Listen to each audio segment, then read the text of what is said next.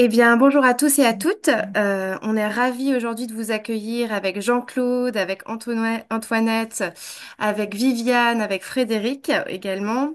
Donc, je vais commencer par me présenter. Je m'appelle Marion Amy, je suis co-responsable du groupe O avec Viviane, qui est présente également ce soir. Et aujourd'hui, on a l'honneur d'avoir donc du coup deux intervenants pour parler des sujets de l'eau et de se poser la question quelle eau est-ce qu'on va vouloir boire plus tard? Et donc pour ce faire, on a donc du coup à la fois Jean-Claude Roux, donc du coup député des écologistes à l'Assemblée nationale sur la partie Loire-Atlantique, et également Antoine Gull, donc sénatrice de Paris, les écologistes également. Pour commencer, bien évidemment, pour rendre ça un peu interactif, l'ordre du jour, ça va être qu'on va commencer par un petit quiz. Et après ce petit quiz, il y aura donc du coup l'intervention à la fois d'Antoinette puis de Jean-Claude. Mais avant, je voudrais d'abord présenter le groupe O. Le groupe O, c'est un groupe intercommission. Donc du coup, c'est extrêmement transversal. On travaille à la fois avec la commission biodiversité, agriculture, transport. Et l'objectif, c'est de travailler sur la vision et de travailler également sur avoir un impact et accompagner donc du coup que ça soit toutes les communes sur le sujet avec notre vision écologiste. Voilà. Donc, suite à ce séminaire, suite à ce petit webinaire, nous allons tout simplement créer aussi un kit de communication que vous pourrez utiliser dans vos GL, vos groupes locaux ou même dans vos différents départements. Mais pour commencer et pour faire un test avec vous également, eh ben, je commence ce quiz. Je commence le quiz avec de l'embouteille et je l'anime donc du coup avec Mathieu qui va regarder toutes les petites réponses en attendant pour qu'on puisse voir quel est donc votre niveau de connaissance sur le sujet. J'entends bien? Alors, je commence. De l'eau en bouteille. La première question que je vais vous poser est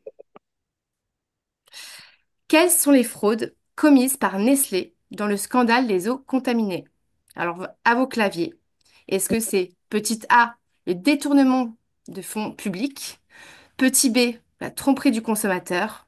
Ou petit C, l'usage de faux. Vous avez 1 minute. Allez, je vais dire 30 secondes, ça sera plus court. Allez, au clavier. Oui, Bon, j'ai pas compris comment on répondait. Faut mettre dans le chat A, B ou C.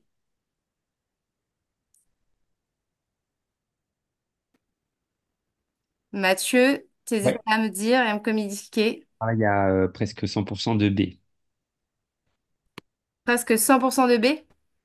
Ok, bah, c'est super, ça veut dire que il y a un bon départ. Donc effectivement, vous êtes bien au courant, c'est la tromperie du consommateur. Donc Nestlé a travaillé et a mis en place, pour la réponse B, pardon, c'est la mise en place de traitements interdits sur les eaux minérales. Et donc c'est ce qu'a fait Nestlé et Antoinette vous en parlera un petit peu plus tout à l'heure. Question numéro 2. Quelle est la moyenne de consommation d'eau en bouteille par habitant en France? Est-ce que c'est 204 litres d'eau? Est-ce que c'est 133 litres d'eau? Ou est-ce que c'est 153 litres d'eau?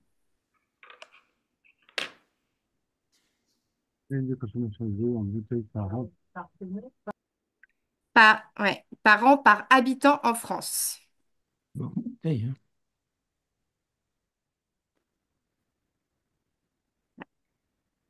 Du coup, là, il y a beaucoup de A. Il y a beaucoup de A. D'accord. Donc, Mhm. ça penche plutôt sur donc, du 204 litres d'eau. Mathieu, c'est le dernier mot? C'est le dernier mot. C'est le dernier mot. Donc, suite de l'aventure. Eh bien, la réponse était la réponse B. Un Français, en fait, consomme en moyenne 133 litres d'eau en bouteille par an, soit plus de 9 milliards de litres d'eau pour l'ensemble de la population française. Ce qui nous classe, en fait, parmi les pays qui consomment le plus d'eau en bouteille dans le monde. Euh, En plastique, derrière le Mexique, la Thaïlande, l'Italie et l'Allemagne. Donc nous avons un beau travail à faire et Antoinette pourra vous en parler plus sur le sujet. Pour continuer sur le sujet de Nestlé et revenir sur ça.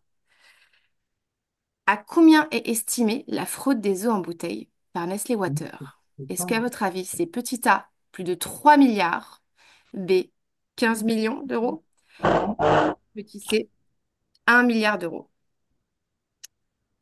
1 milliard.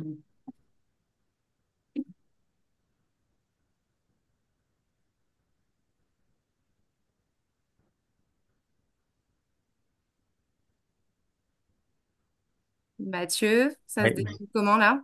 Ouais, je dirais 60% de A et 40% de C. On va attendre encore une petite seconde. Il y a plus de A quand même. Il y a plus de A. Eh bien, la réponse est bien la réponse A. Et donc, du coup, c'est plus de 3 milliards. Et donc, ça, c'est extrêmement important de se dire que c'est extrêmement conséquent. En 15 ans, donc, le traitement illégal des eaux en bouteille a permis à Nestlé de vendre des bouteilles d'eau minérale naturelle qui n'avaient plus rien de naturel. Et ça, cette fraude-là serait de 3 milliards d'euros. Ensuite, nous allons passer à une autre petite question. Hop là. Quel est le taux de contamination de l'eau en bouteille au TFA ou les PFAS le plus répandu? Est-ce que c'est A? Est-ce que c'est B? Est-ce que c'est C? Le petit a étant 27%. Est-ce que c'est B, 63%? Ou est-ce que c'est C, 89%?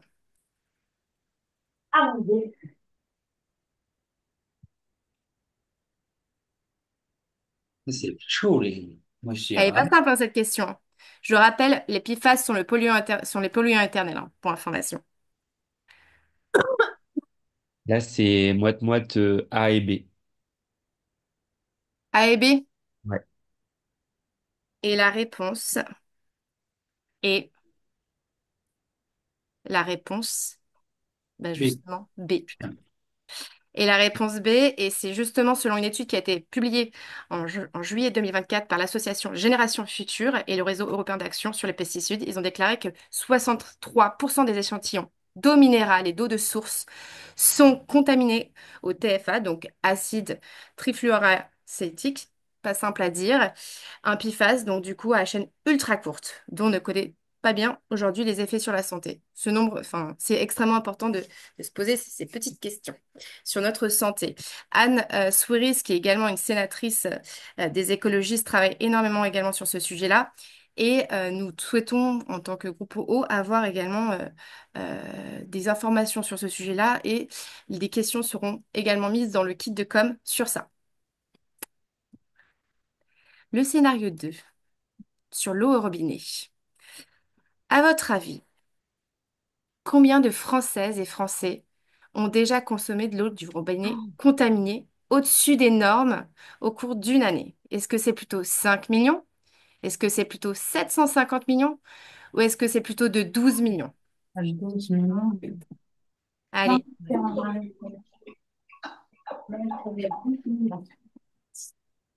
On est autour de C là. on est autour du C. Ouais. C'est ton dernier mot? C'est le dernier mot de tout le monde?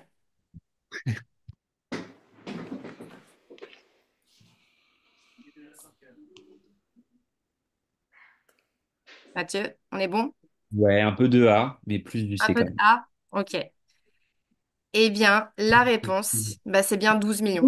Et année de 2021, plus de 12 millions de Français et Françaises, soit environ effectivement 20% de la population, ont déjà consommé de l'eau dépassant ces seuils-là en termes de conformité aux pesticides.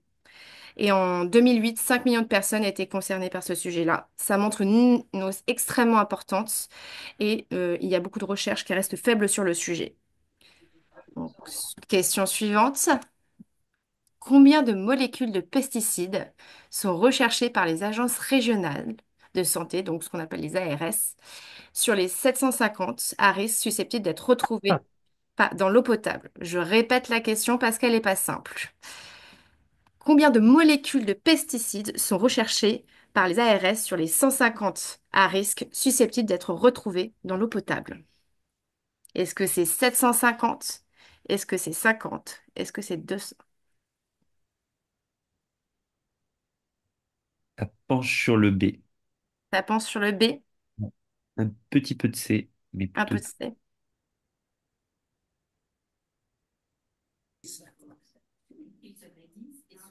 On s'en fout, allez, c'est Ça merde. penche sur le B encore? Ouais. Euh, Bien, la réponse, c'était 200. Et là, selon l'UFC Que Choisir, qu'on a beaucoup, alors on connaît 750 molécules de pesticides, actuellement, il y en a 200 qui sont recherchées. Donc ça, c'est en moyenne une des choses qu'on a pu observer. Et dans le Var, on en cherche 609, quand dans l'Aisne, par exemple, seuls 12 sont recherchés. Donc ça montre également une véritable disparité selon les régions. Et pire, 71% des métabolites de pesticides à risque pour l'eau potable n'ont fait l'objet d'aucun suivi dans les eaux souterraines ou eau potable, sur le rapport de Génération Future paru ce 15 octobre également. Voilà. Donc c'est véritablement un sujet de santé publique pour nous et on essaye de se battre sur ce sujet, mais on vous en dira plus tout à l'heure. À quelle hauteur, dernière question, avant-dernière question, pardon, à quelle hauteur de leur chiffre d'affaires sont taxés les industriels pour la production de pesticides? Est-ce que c'est 3,5? Oh, Est-ce que c'est 0,9? voilà. Est-ce que c'est 10%? Je sais pas. Aucune idée.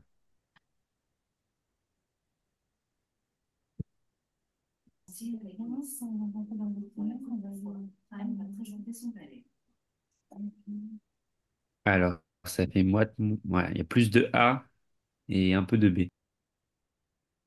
Plus de B? Ouais, Non, de A. plus de A.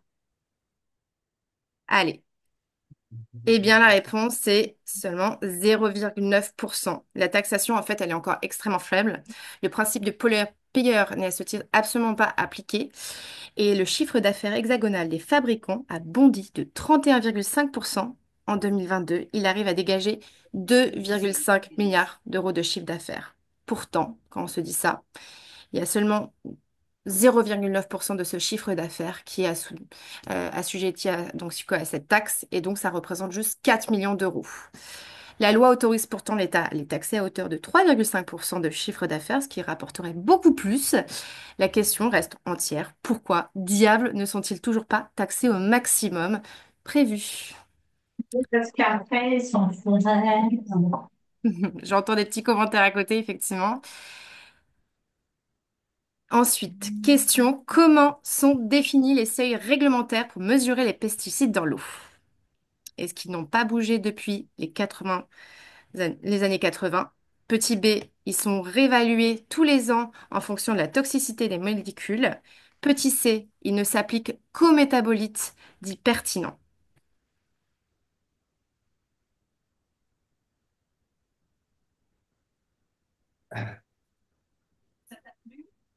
C'est.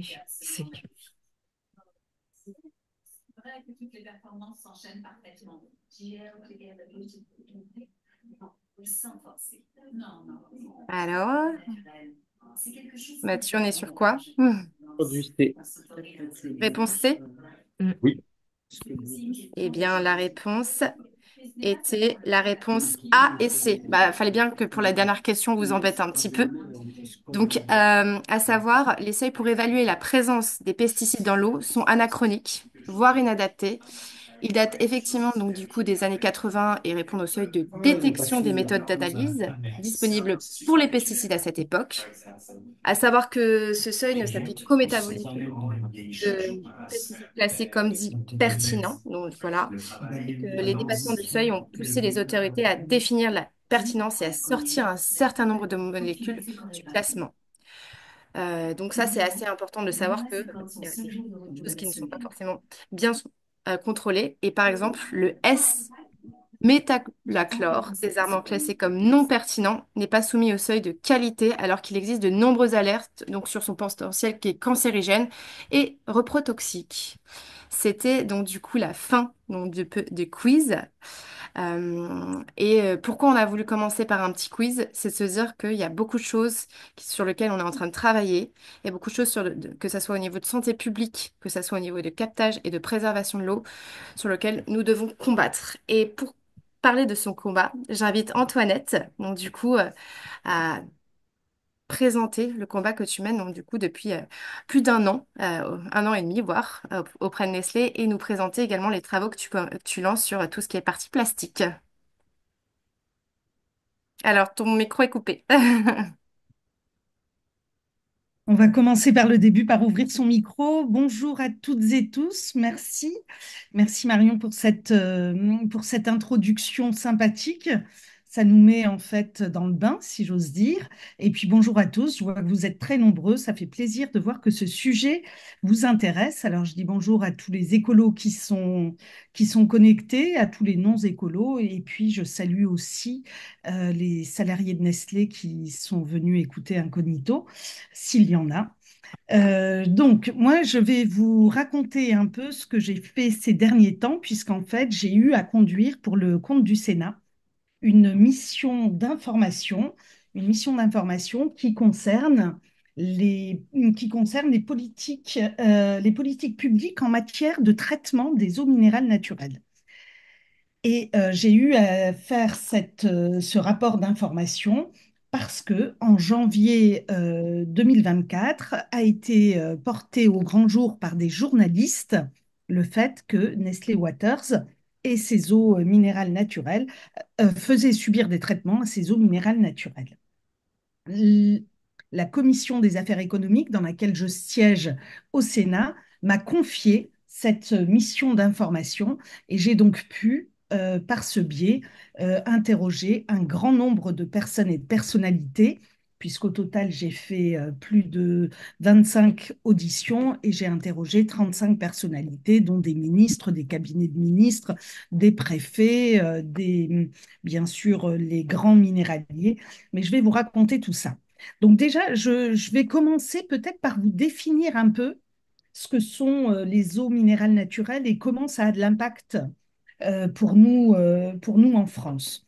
Donc déjà, vous le savez, puisque vous avez répondu à la question du quiz, les Français ont une relation très particulière avec les eaux minérales naturelles, puisque c'est environ 9 milliards de litres d'eau qui sont vendus et consommés en France tous les ans. C'est à la fois des eaux haut de gamme, comme Evian ou Perrier, ou des eaux un peu plus accessibles, comme les eaux cristallines.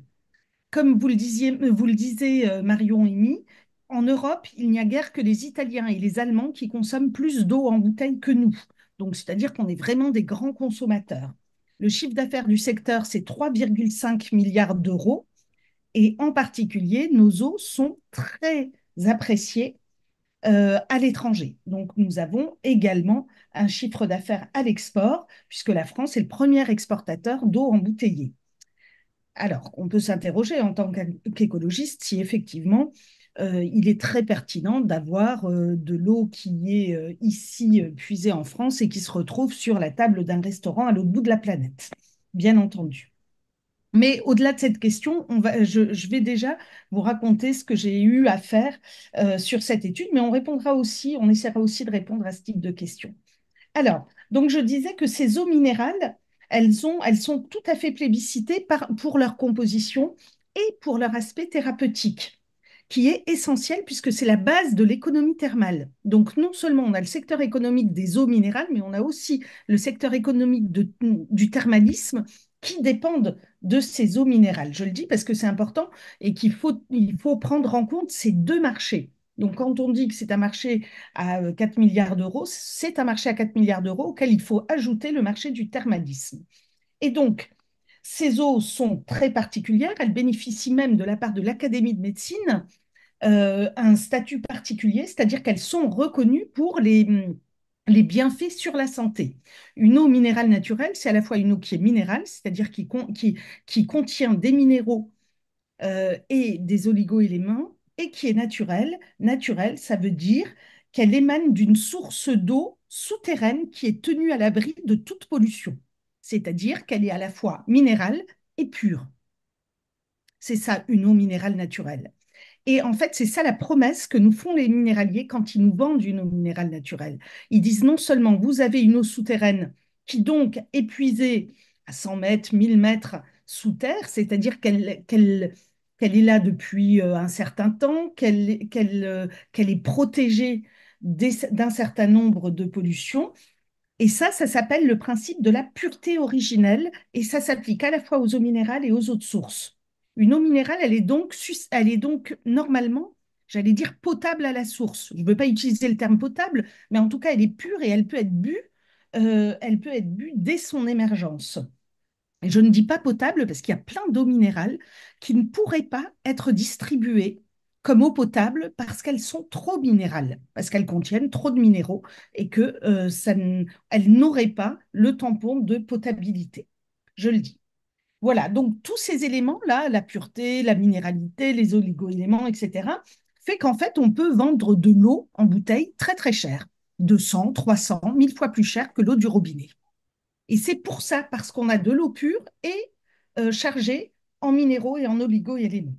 Donc vous voyez, ce qui fait aussi que cette nécessité de pureté est censée protéger aussi tous les captages d'eau, est censé faire que les minéraliers font attention à la ressource, s'assurent de ne pas trop puiser l'eau pour que les dilutions puissent être importantes, mais aussi pour ne pas mettre en danger la ressource pour les années à venir, etc., etc. Donc, vous voyez qu'on peut dire qu'au départ, cette définition de l'eau minérale, eh bien, elle a à la fois des intérêts économiques, thérapeutiques, environnementaux. On va dire ça. Ce qui s'est passé, c'est qu'en janvier 2024, Le Monde et Radio France viennent un peu bousculer le bel équilibre dans lequel étaient les minéraliers et puis la confiance que les consommateurs font dans l'eau en bouteille, puisqu'en fait, on vient nous dire, bah, attendez, là, on a en fait une eau qui a subi tous les traitements de l'eau du robinet, mais qui est quand même vendue 200, 300, 400 fois plus cher que de l'eau du robinet. On a donc affaire à une escroquerie, c'est-à-dire que l'on fait passer un produit pour ce qu'il n'est pas. Alors, pour être assez clair, la sécurité sanitaire en soi n'était pas tellement remise en cause dans cette première enquête, puisque en janvier, on dit, ben, en fait, on a fait subir à de l'eau qui était polluée des traitements pour qu'elle ne soit plus polluée. Elle ne devait pas être vendue comme de l'eau minérale naturelle, elle l'a été, et elle l'a été pendant longtemps. Ce qu'on peut dire, c'est qu'il y avait il y avait plusieurs minéraliers qui étaient concernés au départ, hein. Il y avait les sources Alma et puis il y avait Nestlé Water. Mais ce qui est intéressant, c'est qu'en fait, très vite, on apprend que l'État était au courant de quasiment tout. Et c'est là, en fait, que je me dis, moi qui suis, alors moi, je suis sénatrice et en tant que sénatrice, moi, j'ai plusieurs rôles, comme tous les parlementaires. Le premier, c'est bien sûr de voter les lois. Et le second, c'est d'évaluer les politiques publiques et de contrôler l'action du gouvernement. Et là, je me dis, mais en fait, si l'État avait connaissance de ces pratiques, c'est qu'en fait, il y a eu une défaillance à un moment donné, ou des contrôles, ou des décisions. Donc, en fait, j'ai demandé à faire cette mission d'information pour essayer de comprendre où étaient les défaillances. Est-ce que c'est une défaillance de contrôle? Est-ce que c'est une défaillance de règlement? Est-ce que c'est une défaillance de décision de gens qui étaient informés et qui n'ont rien fait? Il apparaît effectivement, petit 1, à l'issue de tous les entretiens que j'ai pu mener, petit 1, qu'il y a réellement eu fraude, que c'est une fraude qui est avouée, qui est avérée, qui est chiffrée, qui est datée, et tout ça par les services de l'État, et qui est avouée par Nestlé Waters en personne, qui d'ailleurs me l'a avoué, y compris pendant les entretiens. Donc, ça, c'est le premier point, c'est-à-dire qu'effectivement, il y a eu fraude et il y a eu la volonté de faire passer de l'eau qui n'était pas de l'eau minérale naturelle pour de l'eau minérale naturelle. La deuxième information que l'on a, c'est qu'effectivement, l'État savait, et l'État savait depuis le début et même depuis longtemps, que les marques liées à Nestlé, alors quelles sont les marques liées à Nestlé Waters, qui posent problème? Donc, il y avait Vittel, Contrex, Épar, donc ça, c'est dans les Vosges. Et puis, dans le Gard, il y a Perrier. Et ce sont les marques sur lesquelles il y avait des pratiques qui étaient des pratiques contraires à la réglementation. Je disais, l'État était au courant, et l'État est au courant depuis au moins 2021, puisque Nestlé Waters a demandé à être vu par la ministre et a avoué des pratiques non conformes au cours de l'entretien. Donc, en fait, il est attesté de manière certaine que l'État savait. Il y a même eu des réunions interministérielles qui ont donné lieu à des comptes rendus, qui ont donné lieu à des décisions auxquels bien sûr j'ai eu accès au cours de l'enquête, qui montrent qu'effectivement tous les ministres savaient et le savaient depuis 2021. Pourtant, jusque fin 2023, il y a de l'eau minérale naturelle traitée avec tous les traitements, avec plein de traitements interdits. Je vais vous parler un petit peu des traitements interdits, qui ne sont pas des traitements dangereux, c'est les mêmes traitements que l'on fait pour l'eau du robinet, mais qui n'auraient pas dû être traités, qui n'auraient pas dû être faits. Donc, quand on reconstitue tout cela, on se rend compte qu'il y a en fait, qu'il y a une pollution de manière certaine de ces eaux minérales naturelles, puisqu'en fait, elles ont besoin d'être traitées, c'est que leur émergence n'est pas pure. Et donc, si leur émergence n'est pas pure, ça veut dire, à la limite, nous qui sommes majoritairement écologistes là autour de cette table, on va dire bah, évidemment que toutes les pollutions que l'on a en surface, tôt ou tard, on va les retrouver dans les nappes phréatiques. Bien sûr, elles peuvent être un peu filtrées par les minéraux, etc. Mais bien sûr que nos nappes phréatiques vont finir par être polluées. Et on se retrouve aujourd'hui avec des pollutions, y compris dans des nappes un peu profondes, avec des pollutions qui peuvent être des pollutions qui viennent de surface parce qu'elles réussissent très rapidement à infiltrer les différentes couches géologiques et à arriver dans les nappes phréatiques. Et donc, ces pollutions-là se retrouvent dans les nappes et donc se retrouvent dans de l'eau minérale qui devrait être pure, mais qui en réalité ne l'est pas parce que nous avons un niveau de pollution qui est trop important. Alors, pourquoi l'État n'a pas agi avant? C'est ce que je vois dans vos questions. Alors, effectivement, l'État a eu la volonté de faire gérer ça de manière tout à fait confidentielle, alors que la DGCCRF, la Direction générale de lutte contre les fraudes, de la consommation, etc., bon, de lutte contre les fraudes, la DGCCRF, elle, avait très bien compris ce qui était en train de se passer, l'avait documenté, a même fait tout un rapport qu'il a remis au procureur. Les ministres n'ont pas rien fait. Quand ils ont su ça, ils ont dit, bon, on va faire une très grande enquête pour savoir ce qui se passe. Et donc, ils ont demandé à l'IGAS, à l'inspection générale des affaires sociales, de mener une enquête pour savoir quel était l'état des eaux minérales, est-ce qu'elles étaient conformes à la réglementation et est-ce qu'il y avait un problème sanitaire? Voilà les trois grandes questions qui ont été posées. Les réponses de cette grande enquête, de cette grande inspection qui a été faite, et je dis grande inspection parce que là, l'IGAS n'a pas manqué de moyens, hein, elle y est allée, et ils ont fait cette enquête et ils se sont rendus compte en fait que 30% des eaux minérales naturelles n'étaient pas conformes à ce qu'elles devraient être. 30%, c'est quand même beaucoup pour un secteur, je vous le dis, qui représente plus de 3 milliards par an. Ça veut quand même dire qu'il y a à peu près 1 milliard hein, qui est dépensé pour acheter autre chose que ce qu'on croit acheter. Donc, ça, c'est effectivement le deuxième point.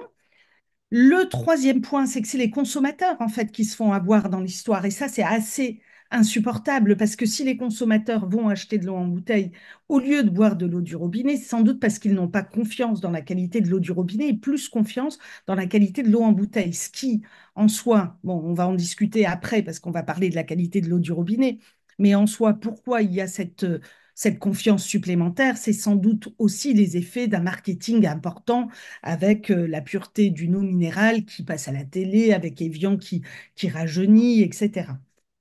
Mais enfin, malgré tout, on voit bien que c'est ce qui s'est passé, c'est-à-dire qu'on a des consommateurs qui se sont fait flouer. Le quatrième enseignement, c'est qu'effectivement, on a une généralisation des pollutions qui fait qu'on peut s'inquiéter pour l'avenir.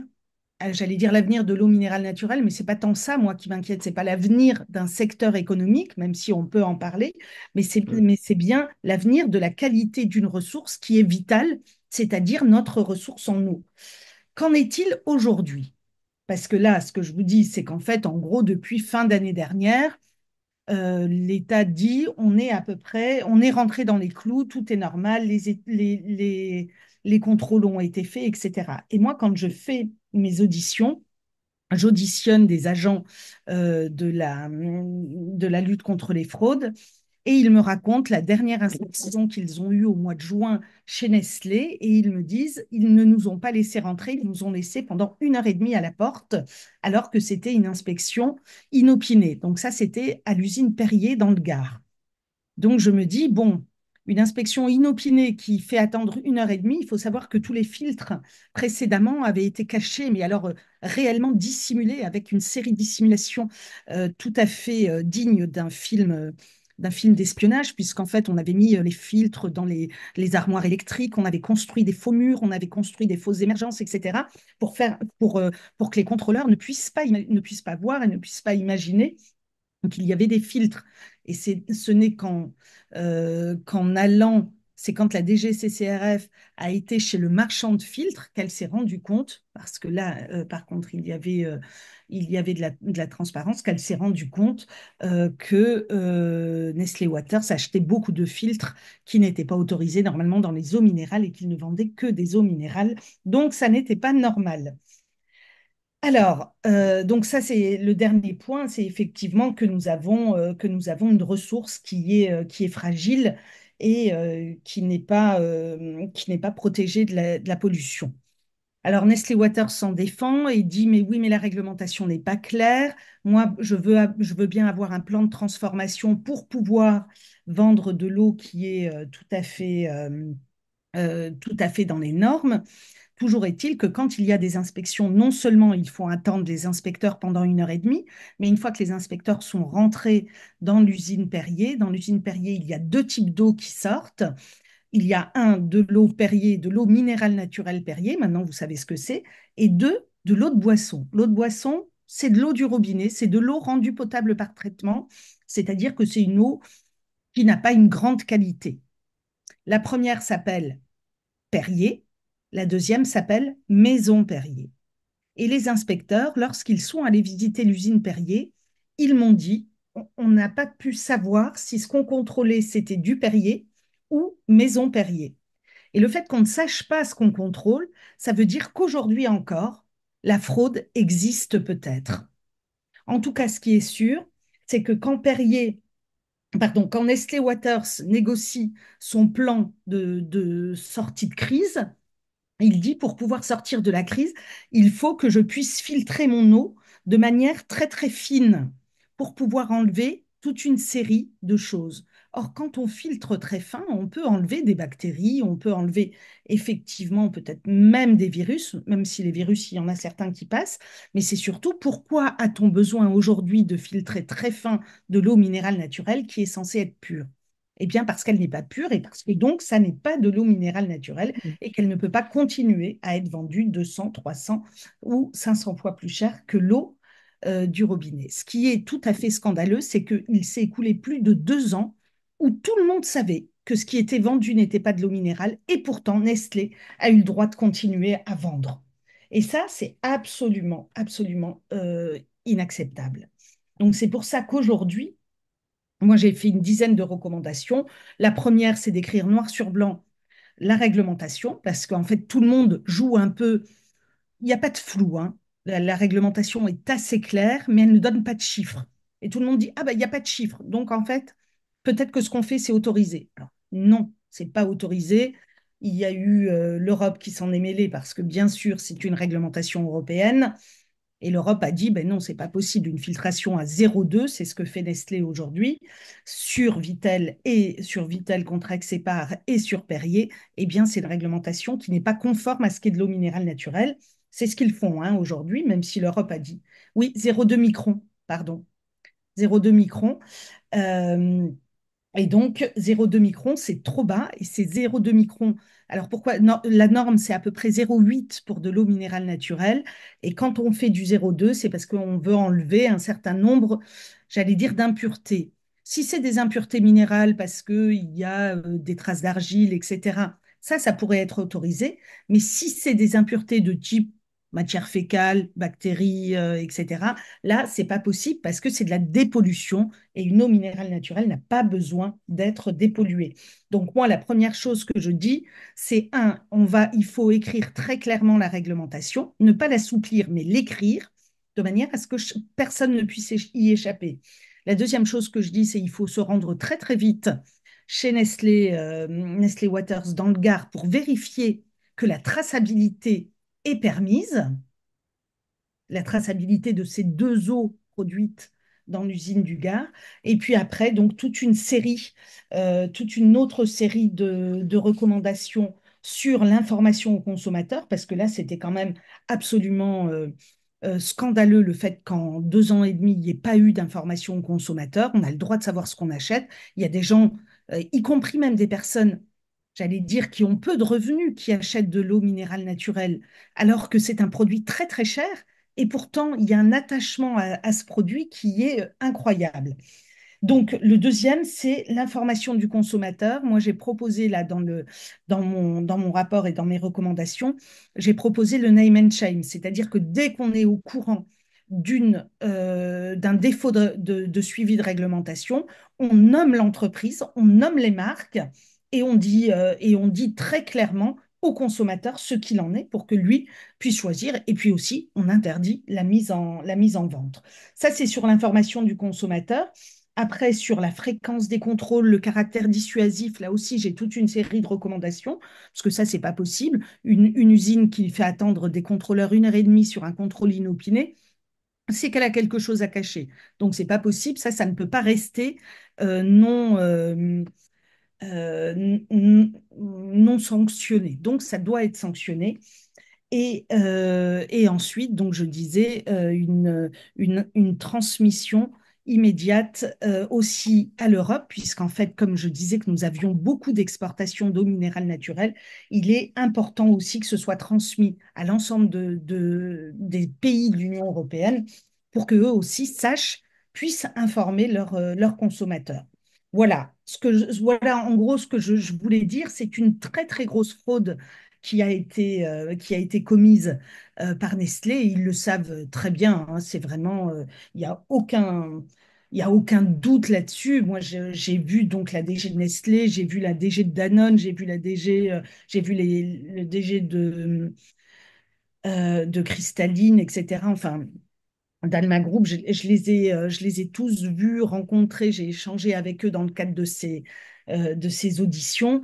Je peux vous dire que tout le monde connaît très bien les règles et qu'en réalité, quand Nestlé dit que il ne sait pas très bien ce qui est autorisé ou ce qui n'est pas autorisé, c'est un peu, enfin, c'est absolument faux. Ensuite, j'ai toute une série de recommandations sur la ressource et sur la pression les pressions qui affectent la ressource. Pourquoi? Parce qu'il y a énormément d'ONG dans les territoires qui veulent savoir. Par exemple, EPAR est une nappe phréatique dans laquelle il y a eu il y a eu une surexploitation de la ressource, si bien qu'au bout d'un moment, on se retrouvait avec une nappe phréatique dont le volume était trop faible pour pouvoir diluer les pollutions. Parce que bien sûr, toutes ces questions de pollution, c'est aussi une question de dilution. Et donc, comme il y avait très peu d'eau en été, on autorisait en fait Nestlé Waters à pomper beaucoup plus en hiver, ce qui veut dire plus d'embouteillage et du stockage d'eau embouteillée. Ça veut dire plus de microplastiques dans l'eau aussi, puisqu'en fait, quand l'eau reste très longtemps en bouteille, eh bien sûr, on a de plastique. Voilà, donc, ça fait partie aussi des réglementations, des recommandations. J'ai rendez-vous lundi prochain avec la ministre de la Consommation pour lui faire part de toutes les recommandations et pour lui dire à l'issue de ma mission d'information, quels sont les éléments en fait que je veux lui donner pour qu'elle puisse les avoir en main et qu'elle sache ce qu'il y a à faire, puisqu'en fait, elle va être regardée de près pour savoir si oui ou non on a réglé ce problème de traçabilité, si oui ou non aujourd'hui on peut être sûr que l'eau qui est vendue est vraiment de l'eau minérale naturelle et pas de l'eau traitée.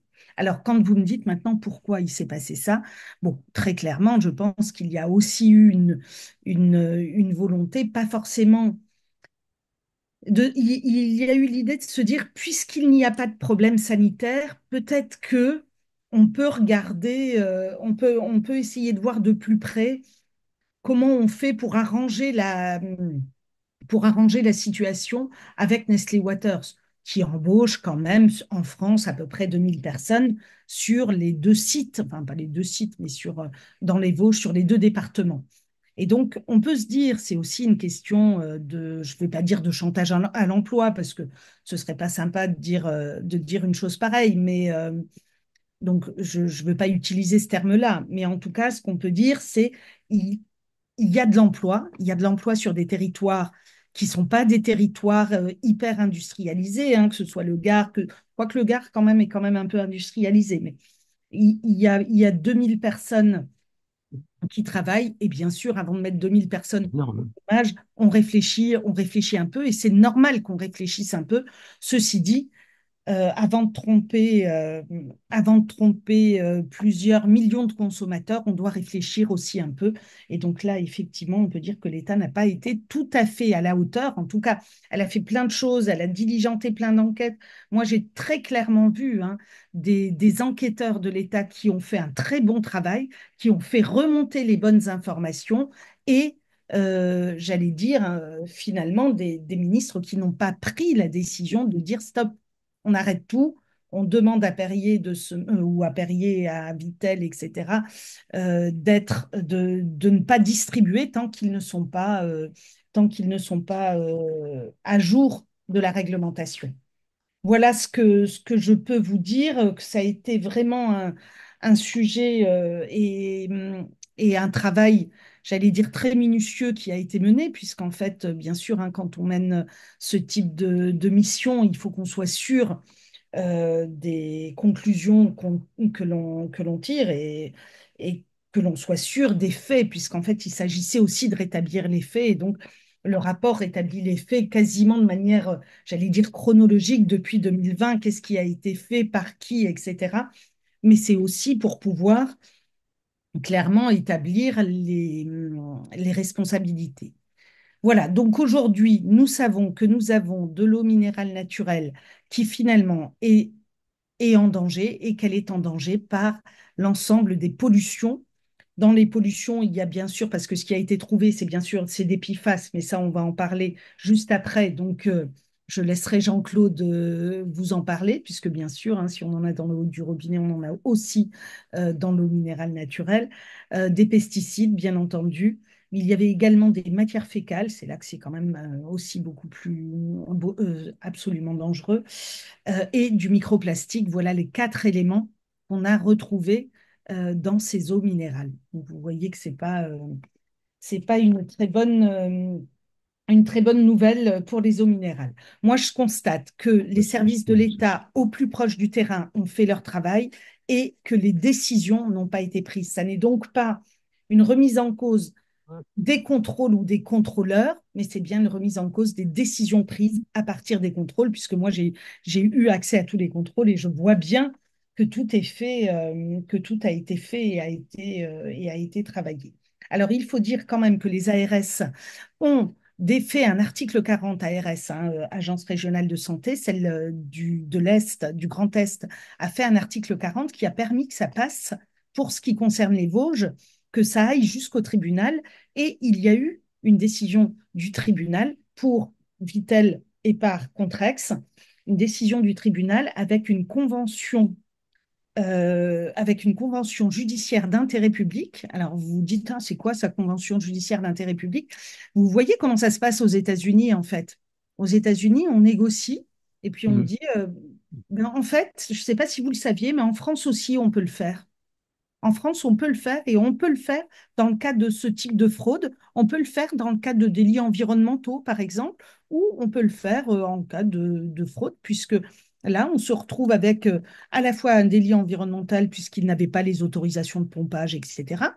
Ça, c'était le délit environnemental, mais qui est doublé d'une fraude et d'une tromperie du consommateur, eh bien tout ça a été traité dans la même convention judiciaire d'intérêt public, la CGIP, et il a été demandé à Nestlé de payer 2 millions d'euros, de verser aux ONG 570 000 euros, et en fait, tout est oublié, tout est pardonné, pour ce qui s'est passé sur Fitel, Contrex et Par. Il reste maintenant le Gard qui n'a pas encore été traité par la justice. On va voir si la justice se saisit du sujet suite justement à ce rapport d'information.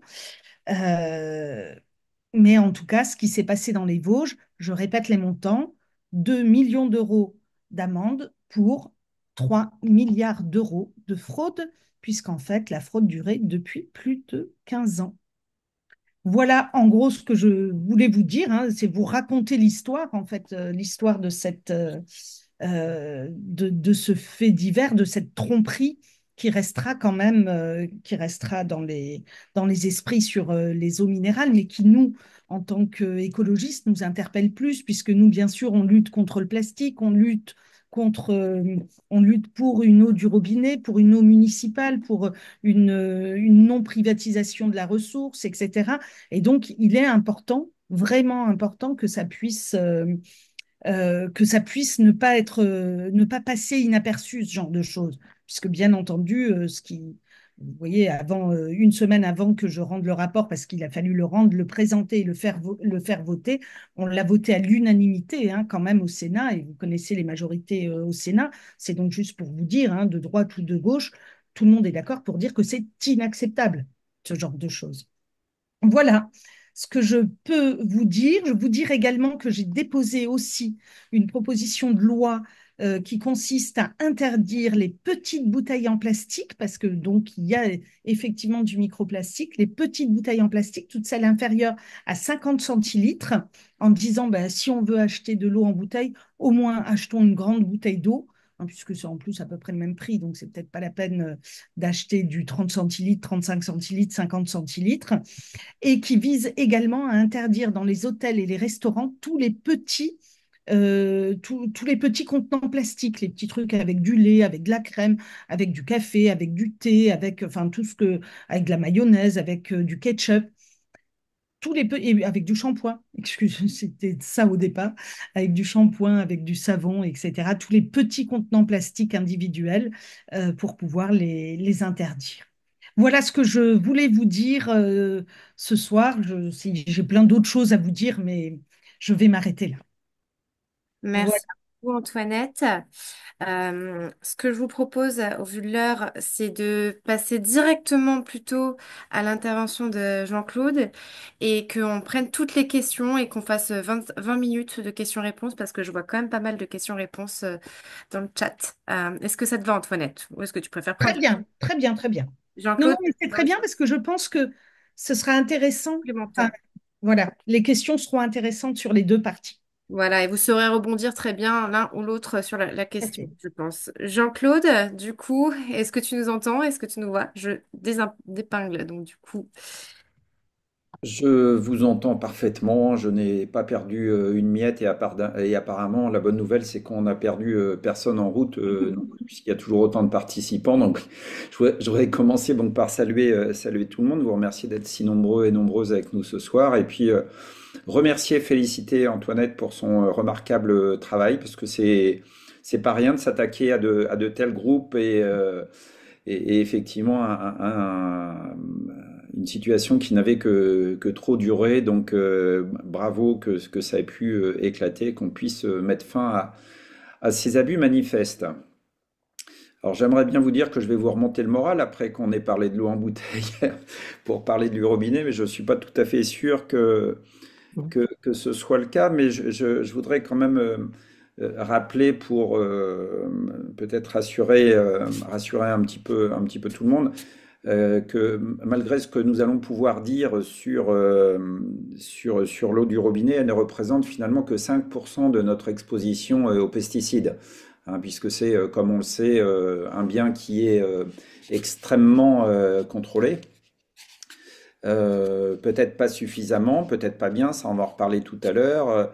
Et donc les 95%, bah, c'est ce qui est dans notre alimentation et puis évidemment ce qui est dans l'air aussi.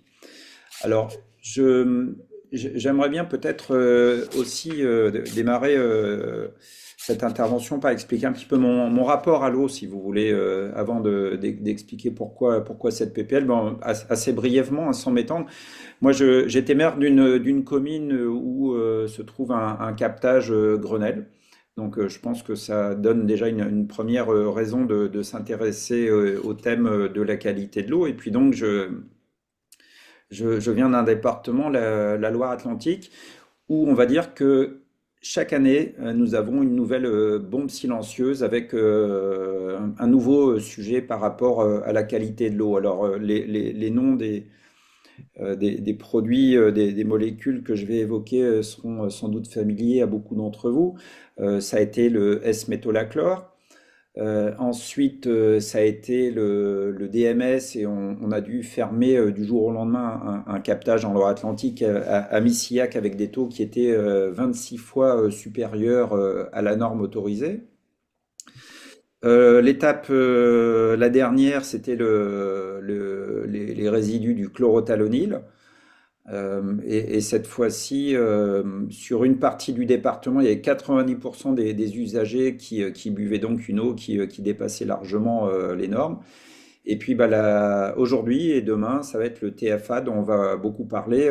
On l'a évoqué un petit peu au début dans le quiz. Donc le TFA, c'est le métabolite d'un herbicide très utilisé qui s'appelle le flufacénète, je crois que c'est dans cet ordre-là, et sur lequel on aurait dû se pencher depuis plusieurs années, mais en tout cas qui fait partie du top 10 de ceux qui sont les plus utilisés en France.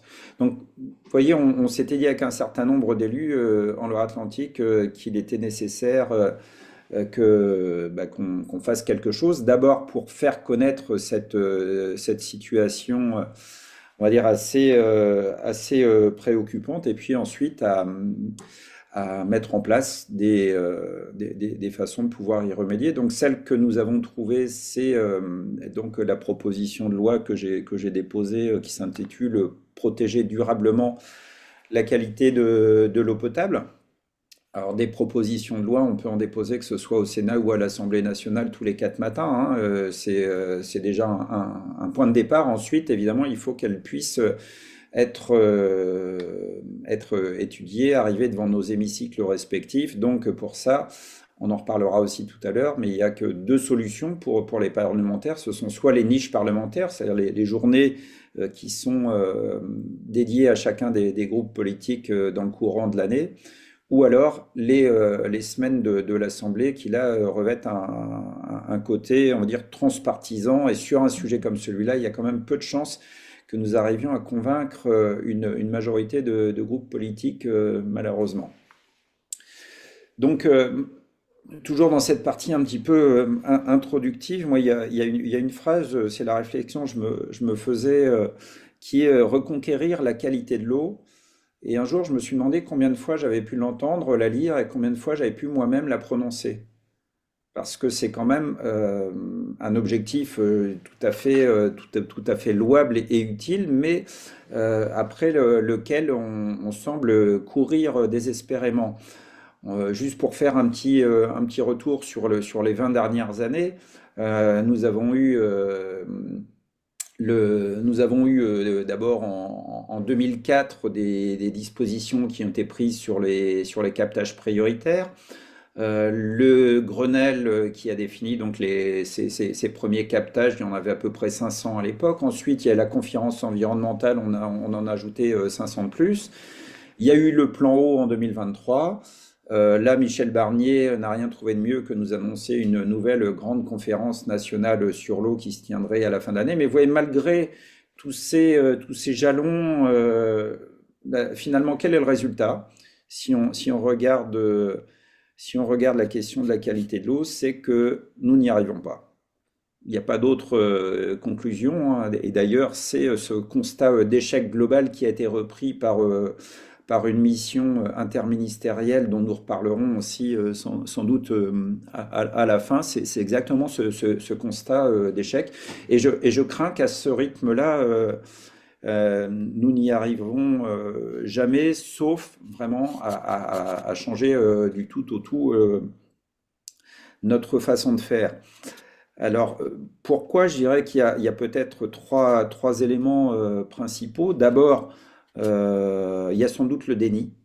Alors le déni, il peut s'exprimer de différentes manières, hein. Moi, je pense que c'est le déni d'une bonne partie du monde agricole, parce que évidemment, le fait de dire qu'on doit nourrir le pays ou le monde est difficilement compatible avec le fait d'admettre que d'une certaine manière, on puisse aussi contaminer de manière extrêmement durable ou définitive la ressource en eau. Il y a aussi un déni des fabricants de produits, effectivement, qui font tout pour que même au niveau scientifique, on minimise la dangerosité des produits qu'ils mettent sur le marché. Et puis aussi de l'État, clairement. Je veux dire, lorsque la nouvelle ministre de l'Agriculture, mais après, toutes celles, enfin tous ceux plutôt qui ont pu la précéder, nous dit qu'elle regrette les restrictions trop importantes qu'il y a sur l'usage des pesticides. Quand même, ça pose encore une fois question. On est dans le déni le plus total, c'en est même grotesque, je dirais. Et puis, tout ce discours, évidemment, autour de l'écologie punitive, etc., qui noie le poisson et qui fait que, je veux dire, on fait comme si le problème n'existait pas. L'autre raison de s'inquiéter en dehors du déni, c'est la procrastination. Hein, je vous l'ai dit, il y a des objectifs qui sont répétés, qui sont affirmés, mais finalement rarement atteints. Alors un exemple quand même assez emblématique, assez important, est celui des plans Éco-Phyto 1 et 2. Les plans Éco-Phyto, ça a commencé en 2008, je crois, de mémoire, 2008, 2009, je ne sais plus exactement à quel moment. L'objectif était de baisser de 50% l'utilisation des produits phytosanitaires, donc des pesticides. Et là, le dernier objectif en date sur le plan numéro 2, c'était de parvenir à cet objectif en 2025. Or, manifestement, l'usage ne baisse toujours pas. Et puis, ce fameux plan Éco-Phyto où on a réussi finalement à gagner quelques années, il a été abandonné sur l'autel de la crise agricole l'hiver dernier. Alors quand même, pour se donner bonne conscience, on a décidé de mettre un plan Éco-Phyto 2030 à la place, mais en changeant deux éléments majeurs, en changeant l'indicateur et en changeant la période de référence. C'est-à-dire qu'on ne parlera absolument pas de la même chose et si jamais on abandonne le fameux NODU, je ne vais peut-être pas rentrer dans les détails techniques, mais au profit d'un nouvel indicateur, on n'aura plus d'éléments de comparaison justement sur les périodes qui viennent de s'écouler et puis celles qui vont arriver. Et la procrastination, elle est aussi dans les contrôles. C'est un petit peu compliqué aujourd'hui entre ce que dit l'Europe, entre les règles au moment de la mise sur le marché, même ce qui est imposé aux fabricants, et puis finalement l'articulation entre l'ANSES, la DGS et l'ARS qui in fine fait les contrôles. Si on prend le cas du fameux chlorothalonil, hein, dont le métabolite a contaminé environ un tiers des masses d'eau potable en France, je crois que les premières instructions de l'Union européenne qui disaient attention, il faut s'inquiéter sur ce produit-là, ont dû arriver aux alentours de 2006. Donc ensuite, on a commencé simplement à regarder en 2016. Le chlorothalonil a été interdit en 2020. On s'est rendu compte en 2023 de l'ampleur du problème. Et aujourd'hui, il y a toujours des départements qui n'ont toujours pas les capacités de tester la présence de ces substances dans l'eau. Et puis l'autre souci, c'est la dissimulation, puisque là, je vous évoquais tout à l'heure le rapport des ministères diligenté par les ministères de l'Agriculture, de la transition écologique et de la santé, donc avec six inspecteurs généraux qui qui se sont livrés à ce travail et leur problématique était prévenir et maîtriser les risques liés à la présence de pesticides et leur métabolites dans l'eau potable. Vous voyez, c'est tout à fait explicite. Ce rapport a été commandité par Elisabeth Borne, date du mois de mai dernier, et puis il était bien parti pour rester dans les placards parce que les conclusions sont assez implacables. Donc voilà pour ces quelques éléments. J'ai tellement de choses à vous dire que j'espère que je vais être clair. Donc juste refaire aussi peut-être un état des lieux un petit peu général. Vous savez, les captages d'eau potable en France, il y en a un nombre légèrement supérieur à celui du nombre de nos communes. C'est d'ailleurs, je crois qu'on doit être aux alentours de 36 000. J'ai entendu hier soir 38 000, mais on va dire aux alentours de 36 000. Juste une information que je vais pouvoir vous redonner, c'est que il y en a un peu plus de 12 500 qui ont été fermés depuis 40 ans. Oui, pour vous donner un ordre d'idée. Alors pourquoi est-ce qu'ils ont été fermés? Dans un tiers des cas, c'était du fait de la présence trop importante de taux de nitrate ou de pesticides, tout simplement. Donc on continue à chercher en permanence de nouveaux forages, mais au fur et à mesure que l'on cherche de nouvelles molécules, de nouveaux métabolites, et qu'on les trouve à chaque fois, ça pose des problèmes, puisque les normes sont claires. Normalement, c'est 0,1 microgramme. Au-dessus, ça devient un problème. Alors, il y a un premier petit glissement qui peut se faire entre les métabolites qui sont déclarés pertinents et non pertinents. Donc, parce que ce sont pas les mêmes taux. Et par exemple, pour le chlorothalonil, s'il était toujours considéré comme permanent, là, ce serait vraiment un problème pour de nombreuses régions et pour la consommation d'eau potable. Et, encore une fois, je pense que ne serait-ce qu'avec le TFA qu'on évoquait tout à l'heure, ça va être un scandale d'ampleur nationale. Et là, c'est une autre paire de manches, puisque comme Antoinette le disait tout à l'heure, c'est un PFAS, c'est un polluant éternel. Et là, on n'arrive pas forcément à le traiter avec les moyens conventionnels qui sont les charbons actifs, les UV, enfin différents traitements qui sont appliqués pour l'eau potable. Donc, nous avons travaillé pendant plusieurs mois. Nous avons travaillé avec les élus, nous avons travaillé avec les acteurs de l'eau, avec les citoyens, les collectifs, les associations, et abouti à cette proposition de loi que j'évoquais tout à l'heure et que je vais essayer de vous résumer brièvement. Alors, elle a pour objet de protéger tous les captages d'eau. Alors, quand je dis tous les captages d'eau, parce qu'ils n'ont pas tous le même, ils ne sont pas tous traités de la même manière. Je le disais tout à l'heure, il y en a environ 1400 qui sont considérés comme prioritaires en France. Donc, je vous rappelle, sur les 36 000 qu'on a au global, on estime qu'il y en aurait environ qui seraient 4 000 dont on pourrait dire qu'ils sont sensibles cette fois-ci, c'est une autre dénomination. Et puis sur l'ensemble de ces captages, on n'a pas systématiquement de ce qu'on appelle d'aires d'alimentation de captage. Ça concerne donc une partie de ces points d'alimentation. Donc nous, on aimerait par cette proposition de loi que l'ensemble des captages soient couverts, en tout cas délimités par des aires d'alimentation de captage, et qu'on mette sans tarder en place des programmes d'action.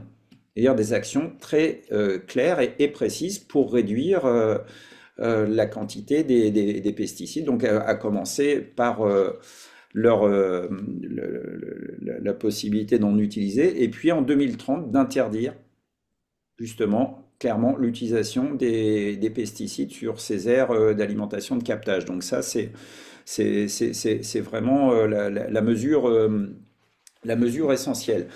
Ensuite, dans la proposition de loi figure aussi le fait de renforcer la surveillance et le contrôle. Je l'évoquais tout à l'heure, nous avons toujours un train de retard. Et ce que répètent souvent les scientifiques et toutes les personnes qui travaillent dans le domaine de l'eau, c'est qu'on ne trouve que ce qu'on cherche. Donc il va falloir un petit peu plus de cohérence. Il y a des disproportions, c'était dans le quiz tout à l'heure, très très fortes entre certains départements. Parfois on va aller chercher 16 molécules, dans d'autres départements on va aller en chercher 600. Donc déjà il faudrait qu'on se mette d'accord sur une liste de molécules qu'on cherche absolument partout et ensuite adapter effectivement aux circonstances locales, c'est-à-dire à l'agriculture. Et améliorer la chaîne de décision, comme on a pu, comme j'ai pu vous le dire, entre les différentes agences et directions pour que tout ça puisse être plus fluide, plus cohérent et aussi plus efficace sur le plan européen. Parce que parfois on a des dissensus entre ce que peut dire l'Europe et ce que nous cherchons en France.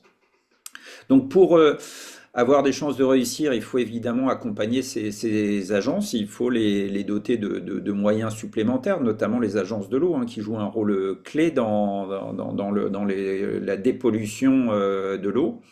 Et puis, il faut aussi accompagner les agriculteurs, parce qu'on ne va pas dire du jour au lendemain, voilà, c'est terminé, maintenant il va falloir travailler autrement, il va falloir arrêter les pesticides, sans qu'il y ait des façons de les accompagner. Et ça, ça existe déjà. Il y a déjà un certain nombre de mécanismes. Haute-Paris le fait. Hein, Dan Lert pourrait vous expliquer ça en long, en large, en travers. Il y a des PSE, il y a des MAEC, il y a un certain nombre de dispositifs qui permettent aux agriculteurs de ne pas finalement se retrouver pénalisés sur leurs revenus lorsqu'on leur demande ces efforts. Donc, il faut dégager évidemment pour tout ça des moyens supplémentaires. En gros, nous on avait estimé qu'il y avait deux leviers. Le premier, c'est d'augmenter la redevance sur les pollutions diffuses. Alors en gros, ça c'est une redevance qui s'applique sur la vente des produits phyto. Donc ça veut dire que, en gros, c'est l'utilisateur qui la paye en vertu du principe pollueur-payeur. Alors je vais essayer de vous donner quelques chiffres de mémoire pour que on ait une petite idée aussi de ce qui se joue. Cette redevance pour pollution diffuse, elle rapporte environ 180 millions d'euros. Alors, on peut se dire que c'est beaucoup d'argent. Mais si on met en face les chiffres pour la dépollution de l'eau, c'est ce qu'avait estimé l'UFC que choisir de manière avec une marge, mais en tout cas, donc pesticides nitrates, il est estimé que c'est un coût annuel, je précise bien annuel, hein, de dépollution de 750 millions à 1,3 milliard.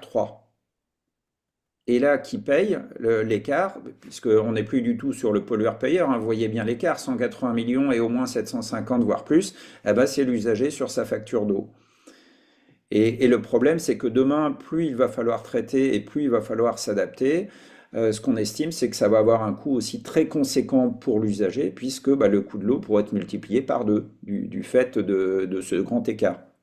Et l'autre levier que nous avons, on en a parlé aussi dans le quiz, c'est la taxe sur les produits phytosanitaires, qui là est le très très faible pourcentage, hein, si vous vous souvenez du début de nos travaux, c'est 0,9% sur les ventes que payent ces géants, ces groupes qui font des chiffres d'affaires colossaux en France, mais finalement qui ne versent qu'une toute petite obole par rapport...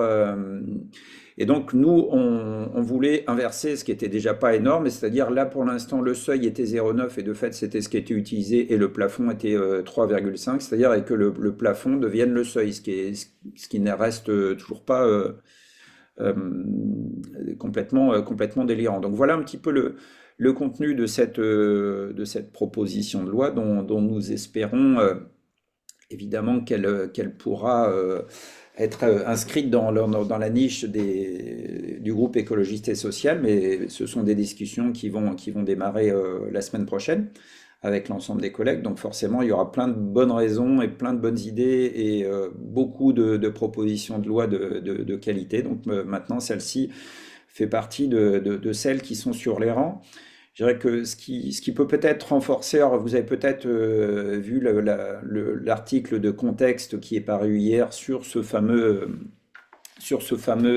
rapport que j'évoquais. Ça a été repris quand même assez largement dans les médias aujourd'hui, notamment sur France Inter, mais pas seulement. Il faut vraiment que cette question passe le mur du son dans l'opinion publique. C'est-à-dire, c'est vraiment extrêmement important que la population, dans son ensemble, réalise euh, que, comme je disais, pour l'instant, si nous continuons comme ça, nous n'y arriverons pas. Nous n'y arrivons pas, nous n'y arriverons jamais. Hein, et qu'il est vraiment temps de changer. Il y avait le directeur scientifique de l'INRAE, je crois, qui disait qu'il fallait vraiment euh, changer de 360 degrés notre façon de faire. Et pour l'instant, on a de l'autre côté des lobbies et une certaine forme d'agriculture qui nous amène tout droit dans le mur. Voilà, j'ai sûrement oublié plein de choses et j'espère ne pas avoir été trop confus. En tout cas, bon, voilà pour ce contexte général et ensuite je tâcherai de répondre aux questions au fur et à mesure et je n'ai pas regardé le temps. Je ne sais pas si on était bon pour à peu près pour le temps qui était imparti. Mais parfait. Merci Merci. beaucoup, Jean-Claude, pour cette intervention. Alors, j'ai quand même pas mal de questions pour vous deux. Je vous propose de commencer par une qui a été assez pertinente. Ma question serait de savoir quelle eau boire après avoir eu toutes ces informations. Voilà. Quelle eau boire, quel choix faire pour ne pas mettre sa santé en jeu et pourquoi alors, on sait tout ça, le gouvernement se refuse de faire quelque chose. Je ne sais pas qui souhaite commencer. Est-ce que c'est plutôt Jean-Claude ou est-ce que c'est plutôt Antoinette sur ce sujet? Jean-Claude peut-être? J'ai pas bien compris le début de la question. La C'était première question, c'est quelle eau boire Ah après oui. avoir eu toutes ces Ah oui, informations? quelle eau boire, oui, oui. C'est vrai Oui, que à la fois Antoinette fait un constat sur l'eau, donc du coup en bouteille qui est traitée, et de ton côté, tu nous fais aussi un autre constat assez dramatique. Donc du coup, quelle eau boire? Et c'est la question que se posent de nombreux concitoyens et bien sûr, voilà. oui, oui, et puis il faut pas croire que les carafes filtrantes vont faire des miracles. Hein. Elles posent d'autres problèmes et ce ne sera pas non plus la solution. Mais je reviens à ce que je disais au tout début de mon intervention. Encore une fois, ça peut nous inquiéter, ça doit nous inquiéter. Je pense qu'il faut prendre la mesure justement pour qu'enfin on puisse agir. Mais comme je disais, hein, je vous rappelle, c'est seulement 5%. Hein. Hein, puisqu'il y a encore les autres éléments aussi auxquels il va falloir s'attaquer, c'est-à-dire l'alimentation. Alors l'alimentation, vous allez pouvoir me dire, bah, évidemment, si on est sur de l'alimentation bio, déjà on règle une immense partie du problème. Mais quelle eau, c'est une eau dont on puisse avoir en toute transparence euh, voilà le niveau de qualité. Je crois que c'est vraiment ça qui compte. Elle est très contrôlée aujourd'hui, hein, ça on ne peut pas le nier. Mais encore une fois, on ne contrôle pas assez. On ne contrôle pas assez vite un certain nombre de produits. Donc si on arrive à rectifier le tir aujourd'hui, déjà au moment des autorisations de mise sur le marché, que les fabricants soient tenus de vraiment préciser la toxicité, de donner de transmettre toutes les formules qu'on puisse chercher immédiatement et interdire beaucoup plus vite, etc. Je pense que ce sera rassurant pour tout le monde. Il faut vraiment qu'on aille là-dessus. Parce que finalement, je dirais qu'aujourd'hui, ce qu'on regarde, c'est les taux, donc avec ces fameux seuils de 0,1 microgramme. Donc, indépendamment mais on regarde les substances indépendamment les unes des autres sans savoir quel effet combiné elles peuvent avoir, le fameux effet cocktail. Donc là, ça va peut-être pas rassurer, mais en tout cas, ça c'est aussi un élément dont on ne dispose pas aujourd'hui. C'est-à-dire qu'on regarde la toxicité de l'ensemble des substances et on s'assure qu'elles soient sous les niveaux critiques ou limites, mais quid de ce fameux effet cocktail? Et justement, il y a une question, c'est combien d'argent public gâché pour dépolluer l'eau plutôt qu'à faire du préventif, à soutenir les agriculteurs bio et à faire payer les entreprises pollueuses. Pourquoi? Si je devais résumer la question qui a été écrite, c'est comment on pourrait mettre plus d'argent sur les entreprises, la taxation des entreprises. Comment est-ce qu'on pourrait faire ça? Eh ben ça, c'était un petit peu les deux leviers que j'évoquais. Après, je vais laisser la parole à Antoinette. C'est effectivement augmenter c'est le principe du pollueur-payeur et faire en sorte d'utiliser, déjà de disposer de quantités, enfin de montants beaucoup plus élevés et les utiliser pour accompagner les agriculteurs, soutenir l'agriculture biologique et finalement arriver à terme à ce que toutes les aires d'alimentation de captage ne soient plus, si ce sont des terres qui sont exploitées, qu'elles ne soient que par le biais de l'agriculture biologique. C'est ça. Tout à fait. Et il y a justement une question aussi sur quel laboratoire contacter en général pour faire une analyse d'eau. Ça, c'était une question qui a été posée.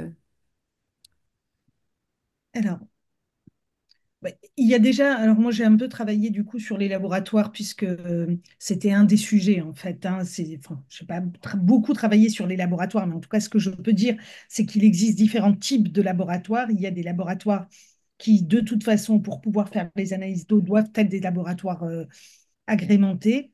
Il y a des laboratoires qui sont des laboratoires publics, il y a des laboratoires privés, mais dans tous les cas, il faut que ce soit des laboratoires agrémentés qui fassent ces analyses. Moi, ce que je veux dire, c'est qu'en fait, ce qui est important, c'est la transparence.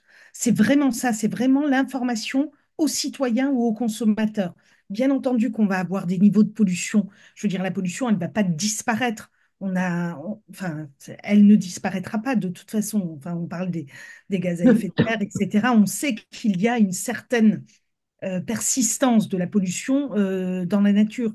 Et donc, toutes ces pollutions qu'on a émises pendant de nombreuses années, sans, sans protéger la nature, etc., bah, effectivement, elles se retrouvent là. Donc, il est normal aussi qu'elles se retrouvent dans l'eau.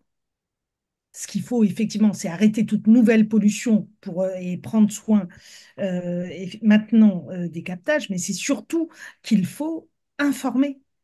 En fait, c'est vraiment ça qui est problématique. C'est qu'à un moment donné, on puisse, pendant des années et des années, alors même que tout le monde est informé, dire bah, c'est pas grave, le consommateur, lui, on ne l'informe pas. Bah, si, il faut l'informer.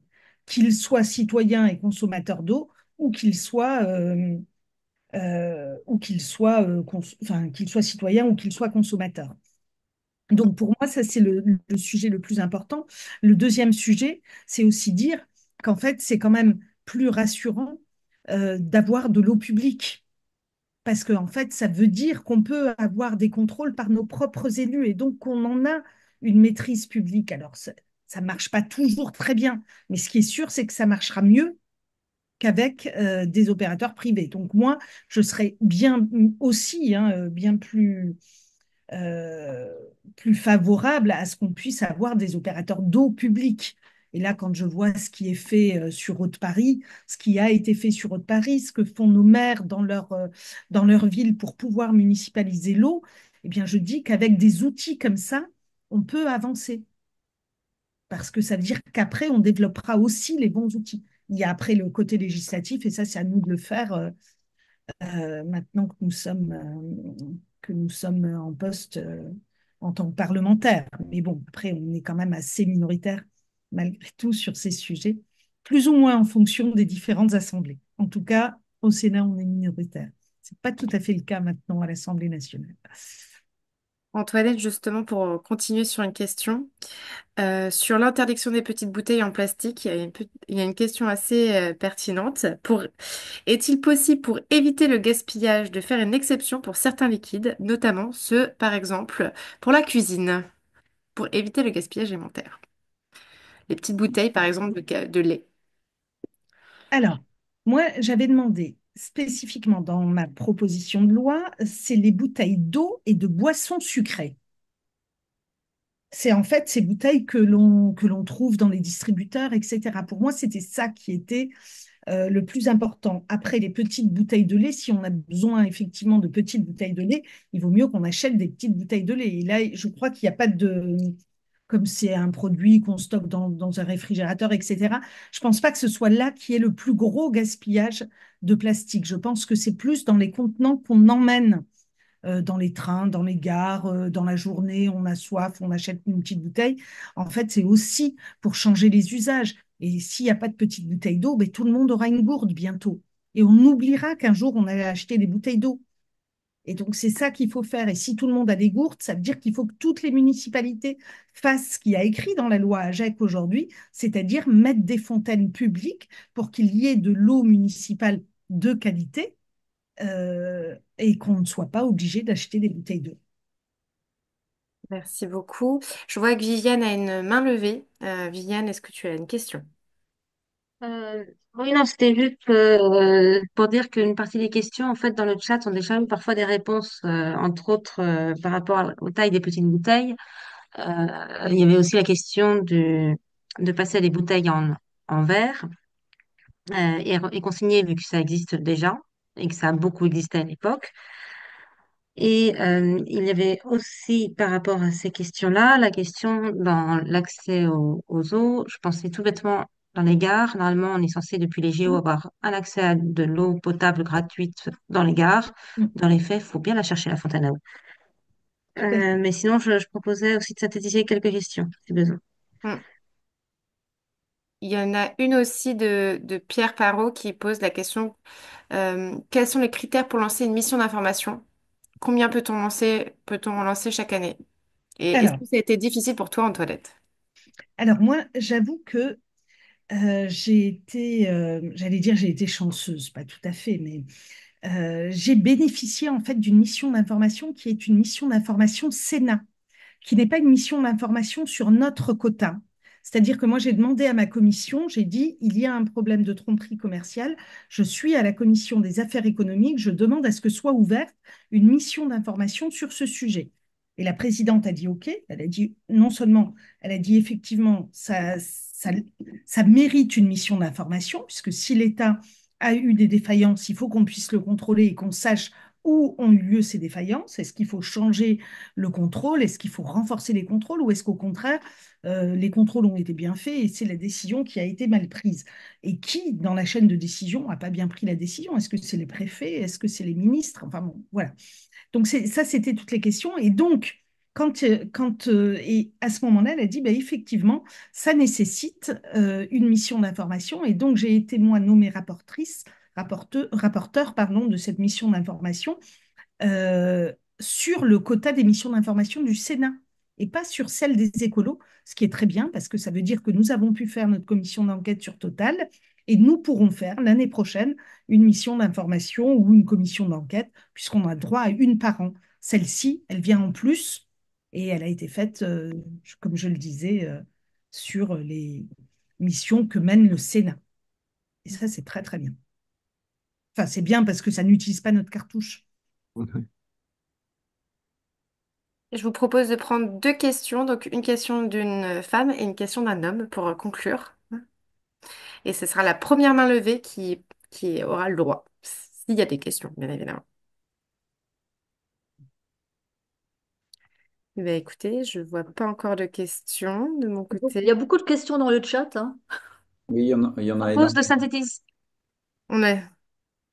Je propose de synthétiser juste rapidement quelques questions. Il y a pas mal de questions qui se rapportaient est-ce qu'on a une comparaison entre la pollution de l'eau brute, donc au point de captage, et la pollution générée par les tuyaux, que ce soit les tuyaux dans l'usine d'embouteillage ou les tuyaux domestiques ou d'acheminement d'eau du robinet. On avait aussi une question sur les comparaisons. Est-ce qu'il y a une infographie qui compare réellement les coûts cachés et donc le coût total d'un produit à bas coût et d'un produit en bio? Et on avait aussi une question que je trouve assez pertinente. Est-ce que le projet de loi prend en compte la présence du tritium dans l'eau potable, quel que soit son mode de distribution, compte tenu de la dispersion importante du tritium en aval des centrales nucléaires, et vu qu'une partie des captages d'eau potable se font directement dans les cours d'eau ou dans les nappes alluviales. On va peut-être commencer par la première. Qui souhaite Antoinette, Jean-Claude? Pardon, je l'ai déjà oublié, excusez-moi. Oui, Ah oui, oui, oui, je veux bien dire un mot sur les tuyaux, puisqu'effectivement, Sur en les fait, tuyaux.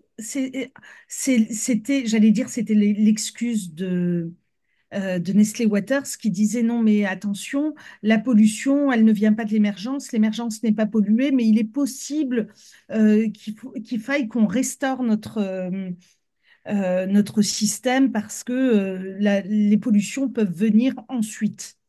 Donc, je ne sais pas si c'était pour éviter de dire que l'émergence était polluée ou si effectivement il y avait des pollutions qui intervenaient après. On sait que c'est possible, hein, bien sûr, que ça puisse intervenir euh, en, en cours de cheminement de l'eau. Mais là, en l'occurrence, pour ce qui concerne les eaux minérales naturelles, je pense que c'était l'émergence. Mais après, sur l'eau potable, il peut arriver effectivement que les tuyaux, mais là, je vais laisser plutôt Jean-Claude répondre. Moi, je dispose pas de données, mais c'est une très bonne question. En tout cas, ce qui est clair, c'est que les analyses dont on dispose ici et qui sont communiquées, c'est à la sortie de la station de production d'eau potable. Mm. Donc après, bah, je dirais que il faudrait quasiment aller dans chaque foyer, donc pour voir, puisqu'il y a aussi un renouvellement important de toutes les canalisations, mais c'est une question qui mérite d'être creusée, effectivement. Mais moi, j'ai pas d'éléments comme ça de tête pour pouvoir vous répondre plus précisément. Et puis on parlait, il y avait une question aussi sur le coût caché, ou en tout cas le coût réel, on va dire, entre des... Ben, j'en parlais justement cette semaine avec Paulinis, que j'ai eu le plaisir de recevoir, et justement on se disait que pour avancer sur cette question, il faudrait vraiment qu'on arrive à produire des éléments comme cela, c'est-à-dire puisque les gens, enfin, on prenait l'exemple du lambda d'une pomme, pense qu'une pomme bio est chère et trop chère et beaucoup plus chère. Le fait effectivement de prendre une pomme qui soit produite de manière beaucoup plus intensive et de faire les additions et de pouvoir chiffrer clairement les coûts indirects, les fameuses externalités, etc. Et ce que ça représente. Et je pense que ce serait faire œuvre utile que d'arriver à montrer sur quelques aliments comme ça communs quel est le coût réel finalement pour le consommateur, parce que qui finalement paye toujours indirectement les coûts de dépollution. Mm. Par rapport aux questions du tritium, est-ce qu'il est recherché dans l'eau? Est-ce qu'on a des pistes? Est-ce que jamais? Le tritium étant une molécule résultante de la fission nucléaire civile, entre autres. Ouais. Enfin, Pas pas une d'éléments molécule. là-dessus. Il faut que j'en parle à Julie Lernous avec qui parler, parce que par exemple en Loire-Atlantique, il y a deux principales sources d'alimentation selon l'endroit où on habite. C'est soit l'eau de la Loire, ou alors bah, des nappes phréatiques, donc la souterraine, du coup des captages pour une bonne partie de l'eau. Et je sais qu'il y a eu des tests faits dans la Loire à Nantes, pas concluants, mais nous, on s'est plutôt concentré sur, bah, vous l'avez compris, sur les aires d'alimentation de captage et pas sur l'eau qui est produite à partir des cours d'eau.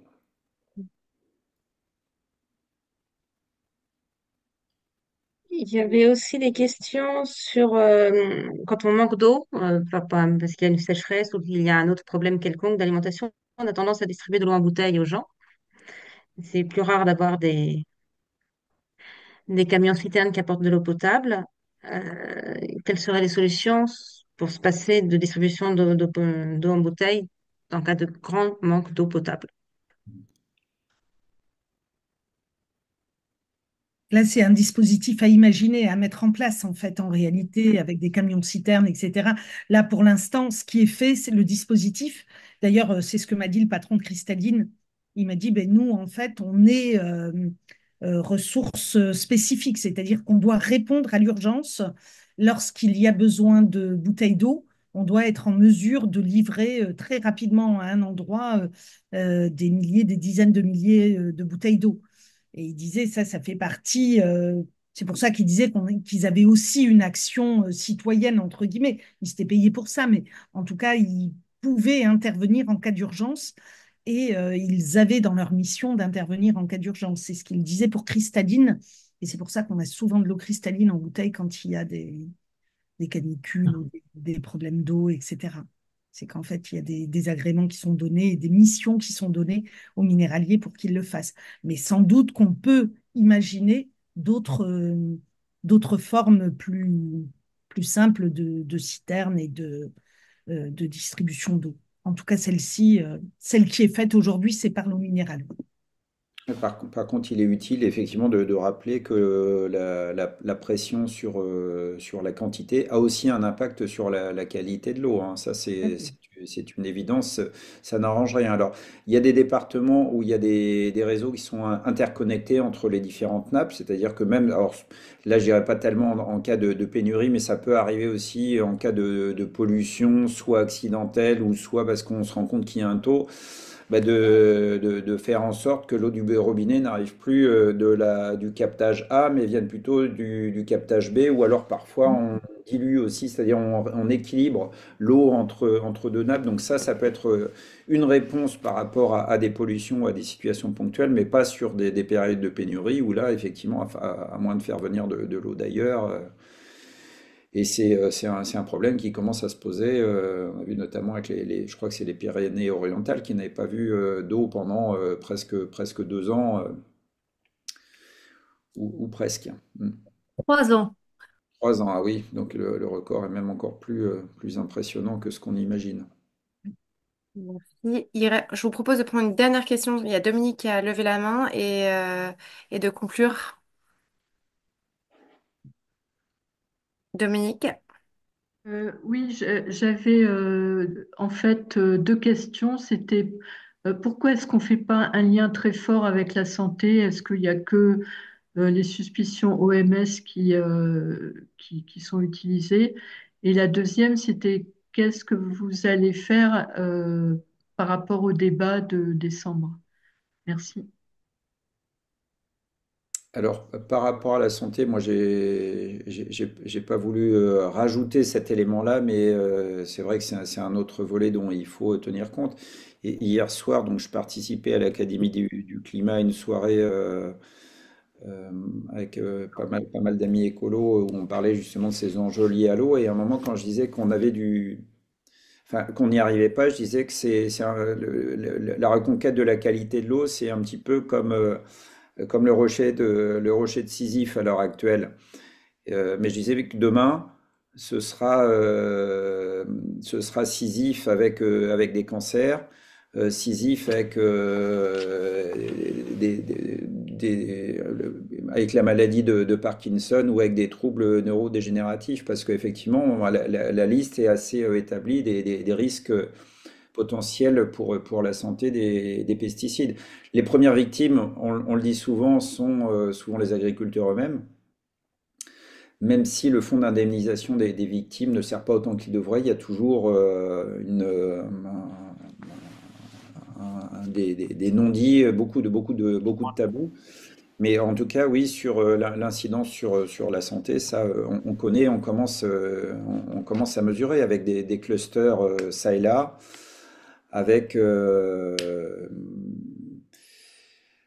avec des éléments qui, même si on ne peut pas établir un lien causal scientifique absolument direct, laissent quand même suffisamment de présomption pour voir l'origine du mal.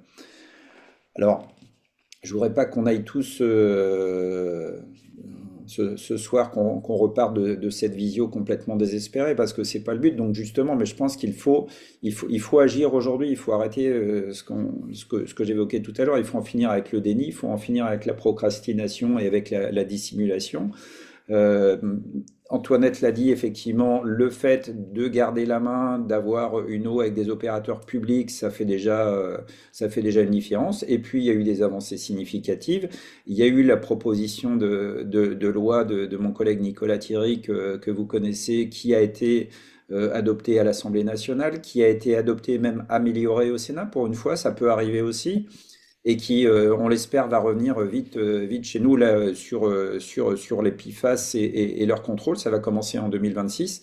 Et puis, si on arrive justement à améliorer euh, la délimitation des aires d'alimentation, et à interdire le plus rapidement possible l'utilisation de ces produits, il y aura déjà un énorme chemin qui aura été fait. Donc, cet impératif que nous avons aujourd'hui et qui doit être partagé par le plus grand nombre de personnes possible pour qu'on fasse pression et qu'on arrête de perdre du temps. Mm. Eh ben, merci beaucoup. Et je pense il est 20h40. Je vous propose qu'on clôture donc du coup ce webinaire. Encore un grand merci Antoinette, encore un grand merci Jean-Claude. Et je sais que vous allez continuer sûrement à nous donner plein d'informations. Et on n'hésitera pas, pour ceux qui veulent continuer justement à suivre les informations d'Antoinette et Jean-Claude sur leur combat, n'hésitez pas à adhérer donc du coup au groupe O. Je vous joins mon adresse mail, hop là, et celle de plus, hop là, comme de mon côté, pour que vous puissiez, si vous souhaitez vous inscrire au groupe O, me transmettre un message par mail. Euh, à savoir qu'on nous a posé la question aussi, le petit quiz qui a été mis en place tout à l'heure sera également envoyé et forwardé à toutes les personnes, donc du coup, si vous le souhaitez. Et nous allons essayer de le déployer sur les différentes donc, régions et à essayer de le faire personnaliser justement par les secrétaires régionaux ou justement les personnes qui souhaitent s'en charger au niveau régional. Et l'idée, c'est vraiment de propager en fait cette sensibilisation, parce que comme l'a dit tout à l'heure Antoinette et Jean-Claude, plus on informe, plus on parle, plus on agit, plus ça permet de passer à des actions. Et que on revient toujours, nous, notre vision de l'écologie, bah, c'est que l'action, c'est tout ce qui va permettre d'accompagner justement ce changement et éviter qu'on soit puni justement par les sanctions de l'eau et de la pollution derrière. Voilà. Encore un grand merci. À savoir qu'on est en train de travailler également sur un livret bleu par région qui travaille sur tous les bassins versants pour montrer la vision qu'on a en termes sur le sujet de l'eau. Et, euh, et donc, si vous souhaitez rejoindre ce travail-là, ben, une fois de plus, j'ai mis mon adresse mail et n'hésitez pas. Voilà. Antoinette, Jean-Claude, un petit mot de la fin? Non, ben merci, merci beaucoup. Moi, je pense que le travail qu'on doit faire en tant qu'écologiste sur la question de l'eau, il est primordial parce qu'en fait, c'est la ressource vitale par excellence et que donc c'est un sujet très, très important qu'il faut qu'on traite, j'allais dire, de toutes parts.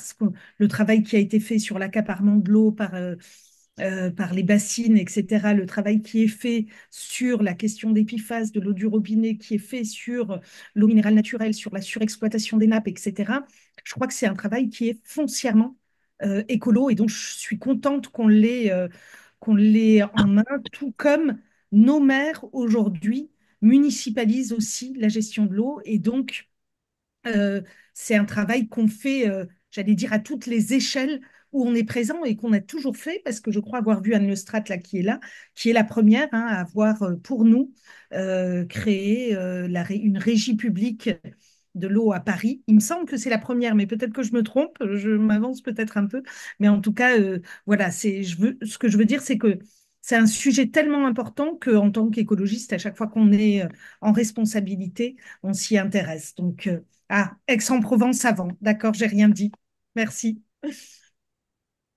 Merci. Jean-Claude, peut-être?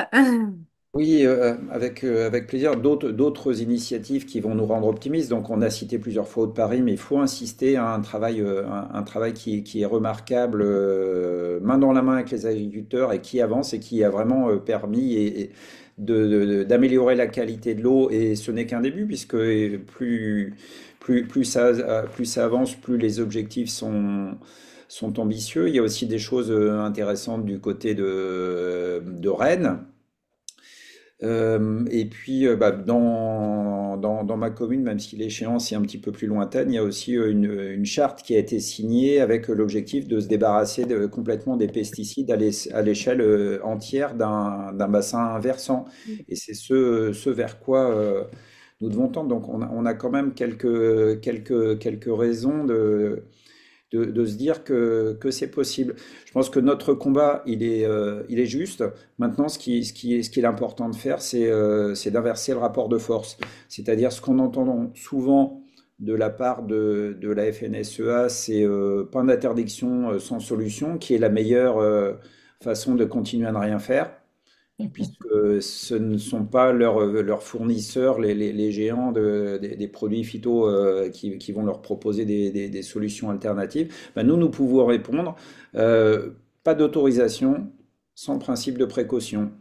C'est-à-dire se dire aujourd'hui qu'on ne peut plus continuer à jouer les apprentis sorciers, justement, avec ces effets cocktails, avec tous ces risques. On doit inverser clairement la donne par rapport à la qualité de l'eau et que si c'est notre bien commun, alors il faut vraiment qu'on en prenne soin tous ensemble et on ne peut pas laisser une petite minorité finalement la contaminer ad vitam aeternam.